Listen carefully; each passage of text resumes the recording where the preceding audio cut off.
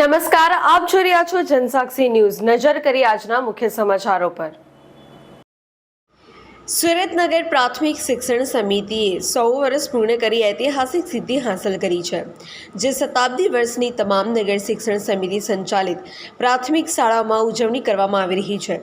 જે અંતર્ગત કોસાડ ખાતે આવેલ નગર પ્રાથમિક શિક્ષણ સમિતિ સંચાલિત શ્રીમતી વસુમતીબેન ઠાકોર પ્રાથમિક કન્યા શાળા ક્રમાંક 286માં નગર શિક્ષણ સમિતિની શતાબ્દી વર્ષની ઉજવણી નિમિત્તે વિવિધ કાર્યક્રમોનું આયોજન કરવામાં આવ્યું હતું, જેમાં સ્વચ્છતા અભિયાન, ભગવદ્ ગીતાના અધ્યાય 12ના શ્લોકનું ગાન, નગર પ્રાથમિક શિક્ષણ સમિતિ તરફથી આપવામાં આવતી વિવિધ સુવિધાઓમાં 2 જોડી યુનિફોર્મ, બૂટ, મોજા, સ્પોર્ટ્સ યુનિફોર્મ વગેરે પ્રચાર પ્રસાર માટે રેલી દ્વારા સમિતિની શાળા તરફ વળવાનું આહવાન કરવામાં આવ્યું હતું।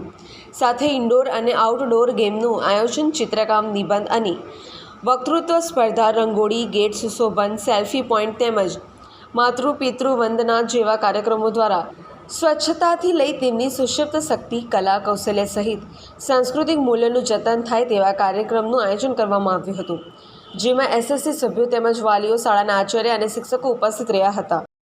પિન્ટુ મોદી, જનસાક્ષી ન્યૂઝ, અંકલેશ્વર।